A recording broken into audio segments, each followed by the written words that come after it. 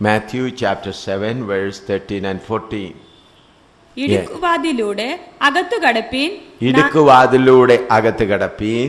നാശത്തിലേക്ക് പോകുന്ന വാതിൽ വീതിയുള്ളതും വഴി വിശാലവും അതിൽ കൂടി കടക്കുന്നവർ അനേകരുമാകുന്നു.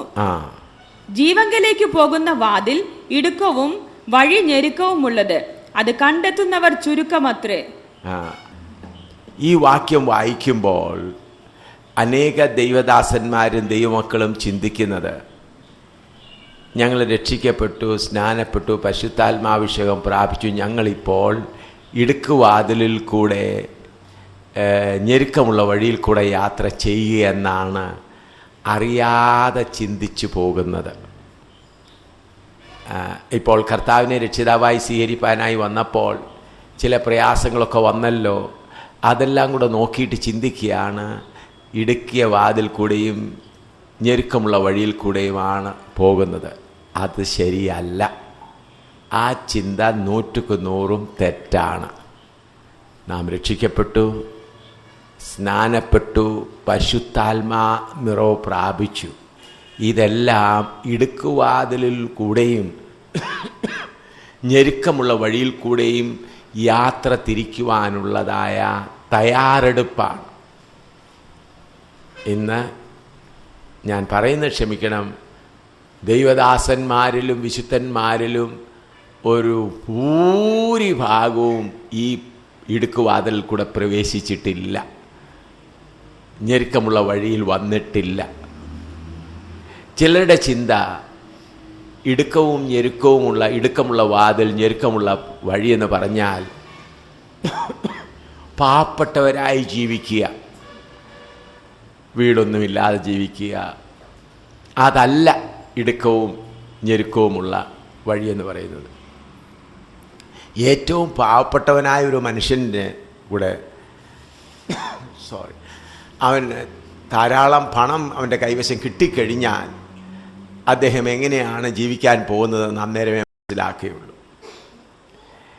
ഇടുക്കം എന്നുള്ള പദത്തിൻ്റെ അർത്ഥം നമ്മൾക്ക് വരുന്ന ആഗ്രഹങ്ങളെയെല്ലാം റെസ്ട്രിക്റ്റ് ചെയ്യുക, ആഗ്രഹങ്ങളെയെല്ലാം നിയന്ത്രിച്ച് ഇടുക്കത്തിൽ കൊണ്ടുവരിക. ഒരു ധനവാനായ മനുഷ്യൻ, ഒരു ദൈവപൈതൽ, 5-6 കാറുണ്ട്, ഒരുപാട് പണം ബാങ്കിലുമുണ്ട്, വലിയ ധനവാനാണ്, എങ്കിലും അദ്ദേഹത്തിന് ഇടുക്കമുള്ള വാതിൽ കൂടെ യാത്ര ചെയ്യുവാൻ കഴിയും. അപ്പോൾ ഇടുക്കമുള്ള വാതിൽ നാം തന്നെയാണ് ഉണ്ടാക്കേണ്ടത്. എന്ന് പറഞ്ഞാൽ, എൻ്റെ ജഡമേ, നീ പറയുന്നതെല്ലാം ഞാൻ തരത്തില്ല, നീ പറയുന്നതൊന്നും ഞാൻ തരാൻ പോകുന്നില്ല, പരിശുദ്ധാത്മാവ് എന്നോട് പറയുന്നത് മാത്രമേ നിനക്ക് തരികയുള്ളൂ എന്നുള്ള തീരുമാനമെടുക്കുമ്പോൾ തന്നെ ഇടുക്കുവാതിലായി. അപ്പോൾ ഇടുക്കുവാതിൽ ഉണ്ടാക്കേണ്ട ഉത്തരവാദിത്തം കർത്താവിൻ്റെ ദാസന്മാരും ദൈവമക്കളാകുന്ന ഓരോരുത്തരും അവരവർക്ക് വേണ്ടി ഇടുക്കിയ വാതിലുണ്ടാക്കണം. എന്ന് പറഞ്ഞാൽ, വരുന്ന ആഗ്രഹങ്ങളെല്ലാം സാധിപ്പിച്ചു കൊടുക്കുവാൻ നാം ഒരുങ്ങാതിരിക്കുമ്പോൾ നമ്മുടെ പ്രാണൻ ഇടുക്കിയ വാതിലായിത്തീരും.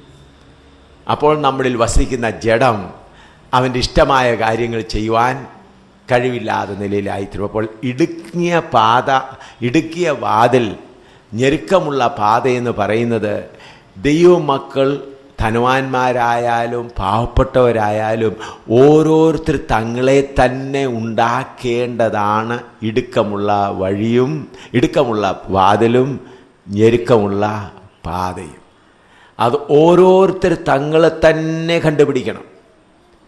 തങ്ങൾക്ക് വരുന്ന ആഗ്രഹങ്ങളെല്ലാം പരിശുദ്ധാത്മാവിൽ കൂടെ ചെക്ക് ചെയ്ത് വരുമ്പോൾ തന്നെ, അപ്പോൾ നമ്മുടെ ഇടുക്കമുള്ള വാതിൽ ആർക്ക് വേണ്ടിയാണ്? ഫ്ലഷിന് വേണ്ടിയാണ്, ജഡത്തിന് വേണ്ടിയാണ്. നമ്മുടെ ജഡം നിയന്ത്രണം വിട്ടു പോകുന്നതിനാൽ ആ ജഡത്തിന് വേണ്ടിയാണ് ഇടുക്കമുള്ള വാതിലും ഞെരുക്കമുള്ള വഴിയും.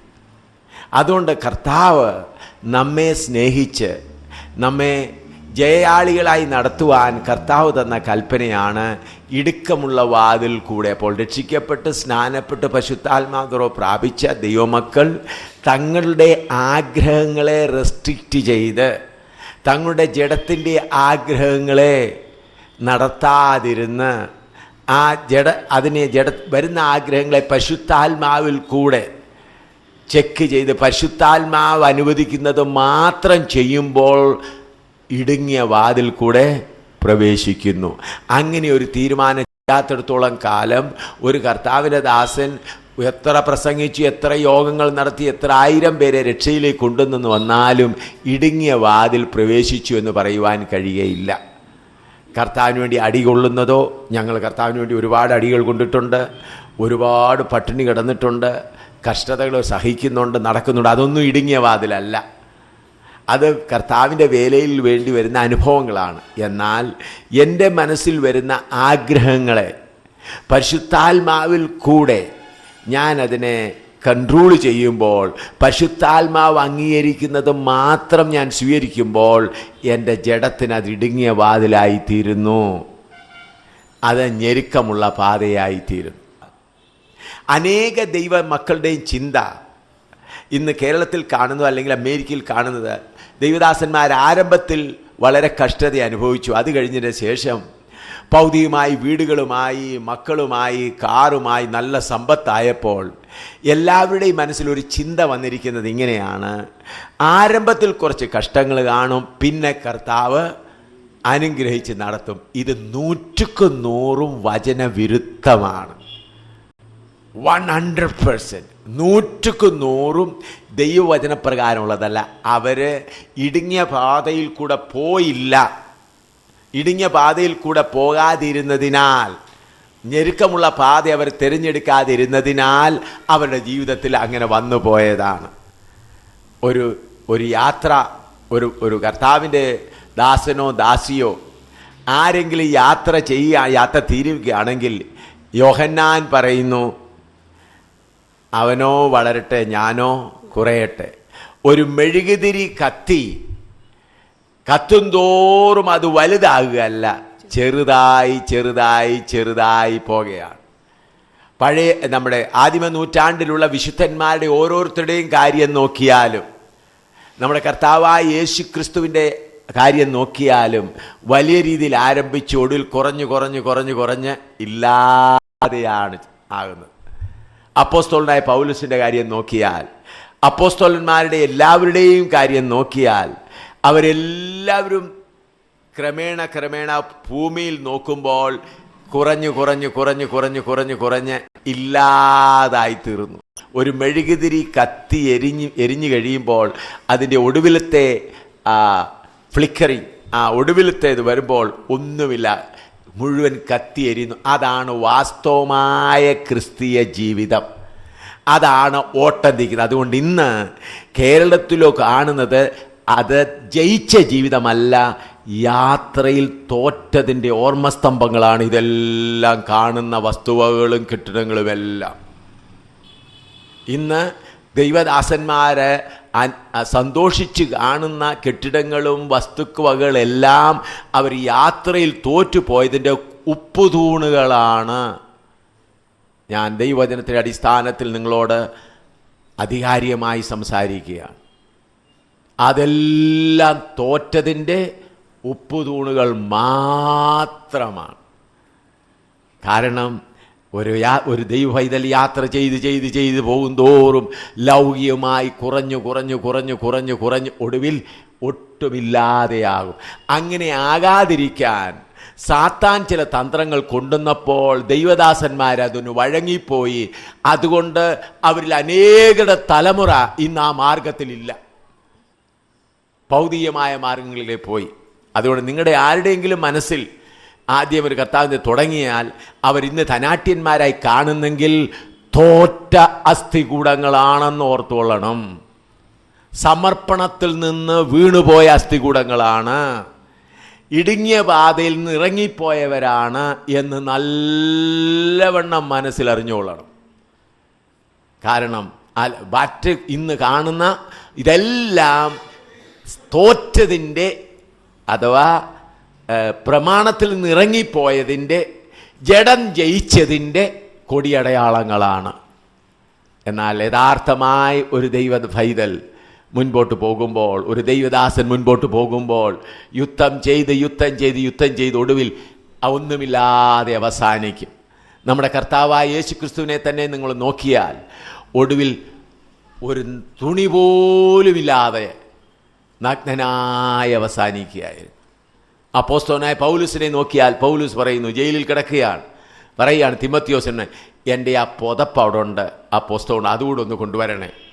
അപ്പോൾ ഇത്രയും അധ്വാനിച്ച കർത്താവിൻ്റെ ദാസന്, ധനികനായി വലിയ ധനികനായിരുന്ന കർത്താവിൻ്റെ ദാസന് അധ്വാനിച്ച് ഓടി കിട്ടിയത് എന്താണ്? ഒരു പുതപ്പുണ്ട്. എന്നാൽ ആ പുതപ്പ് തിമോത്തിയോസ് കൊണ്ടുവരുന്നതിന് മുൻപേ അദ്ദേഹം എന്തായിപ്പോയി? ആ പുതപ്പൊന്ന് പുതയ്ക്കാൻ പോലും അദ്ദേഹത്തിന് കഴിഞ്ഞില്ല. പത്രോസ് അങ്ങനെയാണ്. ആദ്യമകാല വിശുദ്ധന്മാരെല്ലാം അങ്ങനെയാണ് പോയത്. അതുകൊണ്ട് ദൈവമക്കളെ, നിങ്ങളുടെ മനസ്സിൽ ആദ്യമേ കർത്താവിൻ്റെ ദാസന്മാരായിരിക്കുന്നവർ ആരെങ്കിലും കേൾക്കുന്നുവെങ്കിൽ നിങ്ങൾ ആദ്യമേ കുറച്ച് പട്ടിണിയിൽ തുടങ്ങി അത് കഴിഞ്ഞ് ക്രമേണ പണമുള്ളവരായി തീരുവെന്നുണ്ടെങ്കിൽ അത് തോറ്റ മാർഗമാണ്, ശത്രു ജയിച്ച മാർഗമാണ്, ജഡത്തിൻ്റെ മാർഗമാണ്, ഇടുക്കവും ഞെരുക്കവുമുള്ള വഴിയിൽ നിന്ന് വിട്ടുപോയത് കൊണ്ടാണ് എന്ന് നല്ലവണ്ണം ഓർത്തുകൊള്ളണം. I want to share this in English. ഇതാണ്, അതുകൊണ്ടാണ് കർത്താവ് പറഞ്ഞത്, ഈ ലോകം നിങ്ങൾക്ക് യോഗ്യമല്ല, ഈ ലോകം നിങ്ങൾക്ക് യോഗ്യമല്ല. അതുകൊണ്ട് ദൈവസഭയെ, പാളം തെറ്റിപ്പോയ ദൈവസഭയെ മടങ്ങി പാളത്തിലേക്ക് വരിക. ദൈവസഭ ഇന്ന് പാളം തെറ്റി വഴിമാറി ജഡത്തിൽ കയറി കിടക്കുകയാണ്, മുങ്ങിക്കിടക്കുകയാണ്. മടങ്ങി വരുന്നില്ല എങ്കിൽ നാശം, നിനക്ക് ലഭിക്കേണ്ടത് നഷ്ടപ്പെട്ടു പോകും.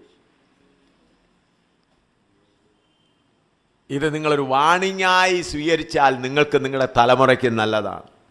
ഞാൻ നിർമ്മല സുവിശേഷം നിങ്ങളോട് പറയുക, അല്പം പോലും മായം ചേർക്കാത്ത നിർമ്മല സുവിശേഷം. അതുകൊണ്ട് പ്രിയമുള്ളവരെ, ഞാൻ നിങ്ങളോട് വീണ്ടും പറയുന്നു, ഞെരുക്കമുള്ള വഴിയിലേക്ക് നിങ്ങൾ പ്രവേശിച്ചു എന്ന് ചിന്തിക്കരുത്. ഞെരുക്കമുള്ള വഴിയിലേക്ക് പ്രവേശിക്കാനുള്ള ഒരുക്കമേ ആയിട്ടുള്ളൂ. രക്ഷിക്കപ്പെട്ടതും സ്നാനപ്പെട്ടതും എല്ലാം പരിശുദ്ധാത്മാവ് പ്രാപിച്ചതെല്ലാം ഇടുക്കവും ഞെരുക്കമുള്ള വഴിയിലേക്ക് പ്രവേശിപ്പാൻ ഉള്ള അവസരം മാത്രമാണ്. ജഡത്തെയും വിടണം. നിങ്ങൾ കാറുള്ളവരായിരിക്കാം, നല്ല 10-15 മുറിയുള്ള വീടുകളായിരിക്കാം, എങ്കിലും നിങ്ങൾക്ക് ഇടുക്കമുള്ള പാതയിൽ കൂടെ പോകാം. ചിലപ്പോൾ തീരെ പാവപ്പെട്ടവനാണ്, അവൻ്റെ കയ്യിൽ റോഡരിയെ കിടക്കുകയാണെങ്കിലും അവൻ ഇടുക്കമുള്ള പാതയിലാണെന്ന് പറയാൻ ഒക്കുകയില്ല. അവൻ്റെ ഹൃദയത്തിലെ ആഗ്രഹം ഒരു 30,000 രൂപ കിട്ടിയാൽ അവൻ്റെ കയ്യിൽ കൊടുത്താൽ അന്നേരം അറിയാം ഇടുക്കമുള്ള പാതയിലാണോ ഞെരുക്കമുള്ള പാതയിലാണോ. അപ്പോൾ ഏറ്റവും പാവപ്പെട്ടവനായതുകൊണ്ട് ഇടുക്കവും ഞെരുക്കമുള്ള പാതയിലാണ് ചിന്തിച്ചു പോകരുത്. നിന്റെ ആഗ്രഹങ്ങളെ എപ്രകാരം നീ റെസ്ട്രിക്റ്റ് ചെയ്യുന്നുവോ, നിന്റെ ആഗ്രഹങ്ങളെ നീ എപ്രകാരം നിയന്ത്രിക്കുന്നുവോ, അതനുസരിച്ചാണ് ഇടുക്കമുള്ള വാതിലും ഞെരുക്കമുള്ള വഴിയുമാവുന്നത്. അത് ഓരോരുത്തർ തങ്ങളെ തന്നെ കണ്ടെത്തണം. കർത്താവ് പറഞ്ഞ എന്താണ്? അത് കണ്ടെത്തണം. അപ്പോൾ സഹോദര, നീ ധനമുള്ളവനായാലും തീരെ പാവപ്പെട്ടവനായാലും ഞാൻ ഇടുക്കവും ഞെരുക്കമുള്ള വഴിയിൽ നിന്ന് ചിന്തിച്ചു പോകരുത്. നിന്റെ പ്രാണനെയും നിന്റെ ജഡത്തെയും ഇടുക്കവും ഞെരുക്കമുള്ള വഴിയിൽ കൂടെ വിട്ടു കഴിയുമ്പോൾ ആ ജഡം അവിടെ എന്തായിത്തീരും? കൂട്ടിനകത്ത് കിടക്കുക. പിന്നെ നിനക്ക് ആത്മാവിൽ നടക്കുവാൻ പ്രയാസം വരികയില്ല. എന്നാൽ ഇടുക്കവും ഞെരുക്കവുമുള്ള പാതയിൽ കൂടെ നിന്റെ പ്രാണനെയും ജഡത്തെയും നടത്തുന്നില്ല എങ്കിൽ ആത്മാവിനാൽ നടക്കപ്പെടുവാൻ കഴിയുകയില്ല. രണ്ടാമതായി മത്തായിയുടെ സുവിശേഷം 11:28 മുതൽ 30 വരെ, Matthew chapter 11 verse 28 to 30. Matthew chapter 11 verse 28 to 30 വായിച്ചാൽ. മത്തായിയുടെ സുവിശേഷം 11-ാം അധ്യായത്തിന്റെ 28 മുതൽ 30 വരെ വായിച്ചാൽ. അധ്വാനിക്കുന്നവരും ഭാരം ചുമക്കുന്നവരുമായുള്ളവരെ എല്ലാവരും എന്റെ അടുക്കൽ വരുവിൻ, ഞാൻ നിങ്ങളെ ആശ്വസിപ്പിക്കും. ഞാൻ സൗമ്യതയും താഴ്മയും ഉള്ളവനാകയാൽ എന്റെ നുകം ഏറ്റുകൊണ്ട് എന്നോട് പഠിപ്പീൻ. എന്നാൽ നിങ്ങളുടെ ആത്മാക്കൾക്ക് ആശ്വാസം കണ്ടെത്തും. എന്റെ നുകം മൃദുവും എന്റെ ചുമട് ലഘുവുമാകുന്നു. ഇവിടെ കർത്താവായ യേശുക്രിസ്തു അധ്വാനിക്കുന്നവരും ഭാരം ചുമക്കുന്നവരും പറഞ്ഞത് ജോലി ചെയ്യുന്നവരും ചുമടെടുക്കുന്നവരും കിളയ്ക്കുന്നവരും അവരെ കുറിച്ചല്ല പറഞ്ഞത്. അവിടെ പറഞ്ഞിരിക്കുന്നത് നിങ്ങളുടെ ശരീരത്തിന് ആശ്വാസം കിട്ടുമെന്നല്ല പറഞ്ഞിരിക്കുന്നത്. എവിടെ ആർക്ക് ആശ്വാസം കിട്ടുമെന്ന്? നിങ്ങളുടെ ആത്മാവിന് ആശ്വാസം കിട്ടും എന്ന് പറഞ്ഞാൽ രക്ഷയ്ക്കു വേണ്ടി അധ്വാനിക്കുന്നവരെ നോക്കിയാണ് കർത്താവായ യേശുക്രിസ്തു പറഞ്ഞത്. ഇന്ന് ഞങ്ങളുടെ സഹോദരിമാരിപ്പോൾ ഋഷികേശിൽ ഉണ്ട്. ഇന്ന് എനിക്ക് അവരിന്ന് ഫോൺ വന്നത്, എത്രയോ 1000 ഫോറിനേഴ്സ്, അമേരിക്കൻസും നോർവേക്കാരും ആയിരക്കണക്കിന് അമേരിക്കക്കാർ വന്ന് കിടക്കുക ഇവിടെ ഋഷികേശിൽ. അവർ 1000കണക്കിനുണ്ടെന്ന് പറഞ്ഞു. ഋഷികേശിൽ അവർ മെഡിറ്റേഷൻ ചെയ്യാൻ വന്ന് കിടക്കുക. അവർ പറഞ്ഞ് അമേരിക്കക്കാരാ കൂടുതലും ഇന്ന് കിട്ടി. നമ്മുടെ സഹോദരിമാരുടെ ഹിന്ദുക്കളുടെ സന്യാസിമാരുടെ പോലെ വസ്ത്രങ്ങൾ ധരിച്ച് അവരുടെ സന്യാസിനിമാരുടെ ഇടയിൽ പ്രവർത്തിച്ചുകൊണ്ടിരിക്കുകയാണ് ഈ ഋഷികേശിലും ഹരിദ്വാറിലും. അപ്പോൾ എത്രയോ പേരാണ് രക്ഷയ്ക്ക് വേണ്ടി പ്രവർത്തിക്കുന്നത്. അതുപോലെ രക്ഷയ്ക്ക് വേണ്ടി പ്രവർത്തിക്കുന്ന നിങ്ങൾ നോക്കിയാൽ മുട്ടിന്മേൽ എത്ര പേര് നടക്കുന്നു, എത്ര പേര് വയറ്റിന് വലിയൊരു കയറ് കെട്ടി ഇങ്ങനെ നടക്കുകയാണ്. അതിങ്ങനെ വലിച്ചു മുറുക്കി. കാരണം അവർക്ക് ഭൗതികമായ കാര്യങ്ങൾ കണ്ടു കഴിഞ്ഞപ്പോൾ ആശ്വാസം ലഭിക്കുന്നില്ല എന്ന് മനസ്സിലായപ്പോൾ അവർ എന്ത് ചെയ്യുകയാണ്? ഇനി ഇതെല്ലാം വെടിഞ്ഞിട്ട് ത്യാഗികളായിത്തീരാം. എത്രയോ ലക്ഷങ്ങളാണ് അങ്ങനെയുള്ളത്. അവർക്ക് വേണ്ടി കർത്താവ് പറയുന്നത് എൻ്റെ നുകം ഏറ്റെടുക്കുകയും.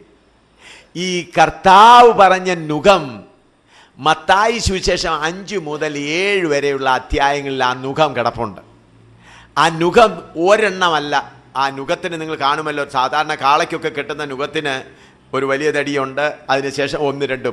അപ്പോൾ ഒരുപാട് കോമ്പണൻസ് ഉണ്ട് അതിന്. ആ കോമ്പണൻസ് എല്ലാം മത്തായി സുവിശേഷം 5 മുതൽ 7 വരെയുള്ള അധ്യായങ്ങളിൽ ആ കോമ്പണൻസ് എല്ലാം ഉണ്ട്, അതിൻ്റെ ഭാഗങ്ങളെല്ലാം ഉണ്ട്. അതെല്ലാം കൂടെ ചേർത്താണ് നിങ്ങൾ എന്ത് ചെയ്യേണ്ടത്? നുഖമുണ്ടാക്കേണ്ടത്. ആ നുഖമുണ്ടാക്കി അതെവിടെ വയ്ക്കണം? കഴുത്തിൽ വെച്ച് കഴിഞ്ഞാൽ ജഡത്തെ ജയിക്കാൻ പ്രയാസം ഇല്ല. അപ്പൊ ജഡത്തെ ജയിക്കണമെങ്കിൽ മത്തായിയുടെ സുവിശേഷം 5 മുതൽ 7 വരെയുള്ള അധ്യായങ്ങളിൽ പറഞ്ഞിരിക്കുന്ന ആ നുഖത്തിൻ്റെ ഓരോരോ ഭാഗങ്ങൾ എടുത്ത് നുഖമുണ്ടാക്കി കഴുത്തേൽ വെച്ചിട്ട് മുൻപോട്ട് പോയാൽ എന്താവും? ജഡത്തെ ജയിക്കുവാൻ കഴിയും.